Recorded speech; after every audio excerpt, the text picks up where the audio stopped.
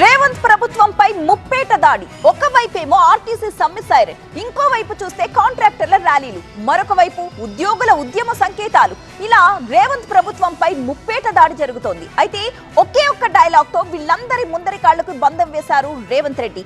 ఏ పథకాన్ని ఆపి మీ కోర్కెలు తీర్చాలి అంటూ కౌంటర్ అటాక్ కి దిగారు. బాధ్యతుండక్కర్లే అంటూ క్లాస్ స్పీకరు సీఎం.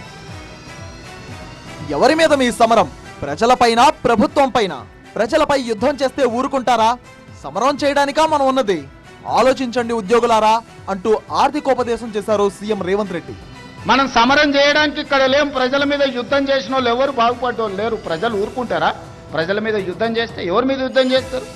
రాజకీయ నాయకులు, రాజకీయ పార్టీల చేతుల్లో పావులుగా మారకండి అని చెప్పి నేను ప్రభుత్వ ఉద్యోగ సంఘాల నాయకులకు విజ్ఞప్తి చేస్తున్నా.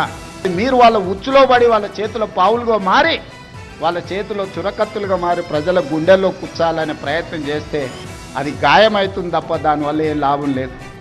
ఖర్చేమో 22,000 కోట్లు, రాబడి మాత్రం 18,500 కోట్లే. ఇంతకంటే ఒక్క రూపాయి కూడా ఎక్కువ వచ్చే పరిస్థితి లేదు.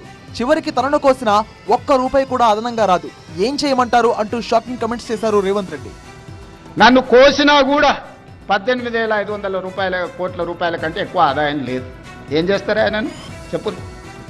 చెప్పరు ఉద్యోగ సంఘాల నాయకులను అడుగుతున్నా. ఏం చేస్తారు? నన్ను కోసుకుంటే తింటారా? వండుకొని తింటారా? ఏం చేస్తారు? లేదు, ఉన్నదే 18,500 కోట్లు. ఎట్లా వంచుదామో చెప్పండి. ఏది ఆపమంటారో చెప్పండి. వృద్ధాప్య పెన్షన్లు ఆపమంటారా? ఉచిత కరెంట్ ఆపమంటారా? షాదీ ముబారక్ ఆపమంటారా? ఏ ఆపమంటారో చెప్పండి. ఏది లెక్కలు కావాలంటే రండి, మొత్తం మీ ముందే పెడతా. ఎలా పంచమంటారో మీరే చెప్పండి అంటూ ఉద్యోగులకే బంపర్ ఆఫర్ ఇచ్చారు రేవంత్ రెడ్డి. లెక్కలు కావాలంటే మా ఆర్థిక మంత్రికి చెప్తా, లేకపోతే మా చీఫ్ సెక్రటరీకి చెప్తా. వచ్చి కూర్చోండి, అనా పైసతో సహా మీరే లెక్క కట్టండి. నేను చెప్తున్న దానికంటే ఒక్క రూపాయి ఆదాయం ఎక్కువనా మీకే పంచిపెడతా. కాంట్రాక్టర్ల డిమాండ్ పైన సూటిగా సుత్తి లేకుండా చెప్పాల్సింది చెప్పేశారు సీఎం. నెలకు 7,000 కోట్లు ఎక్కడి నుంచి తీసుకొచ్చి ఇవ్వాలని ఎదురు ప్రశ్నించారు రేవంత్ రెడ్డి. కాంట్రాక్టర్లకు బిల్లులు ఇవ్వాలంటే ఇంకొక 7,000 కోట్లు కావాలి. నేను చెప్పేది అన్ని నిత్యావసర, అత్యవసరానికే 22,000 కోట్లు. దాంట్లోనే 4,000 కోట్ల తుట్టుంది. ఇక ఆయన పెట్టిపోయిన 50,000 కోట్ల రూపాయల కాంట్రాక్టర్లకు పాత బకాయిలు ఇవ్వాలంటే నెలకు 7,000 కోట్లు కావాలి. ప్రతి నెల రాష్ట్రంలో జరుగుతున్న కాంట్రాక్టులు, పనులకు బిల్లులు చెల్లించాలంటే 1,000 కోట్లు కూడా దొరకడం లేదు.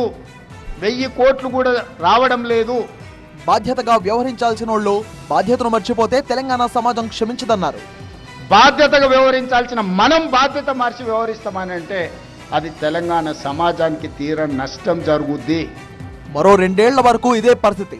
అప్పటి వరకు కొత్త కోరికలు కోరొద్దంటూ ఉద్యోగుల ముందరి కాళ్లకు బంధం చేశారు సీఎం రేవంత్ రెడ్డి. రాజకీయ పార్టీల చేతిలో పావులుగా మారి ప్రజల గుండెల్లో చురకత్తలు గుచ్చదని సూచించారు. మరి సీఎం వ్యాఖ్యల తర్వాత ఉద్యోగుల యాక్షన్ ప్లాన్ ఎలా ఉంటుందో చూడాలి ఇప్పుడు.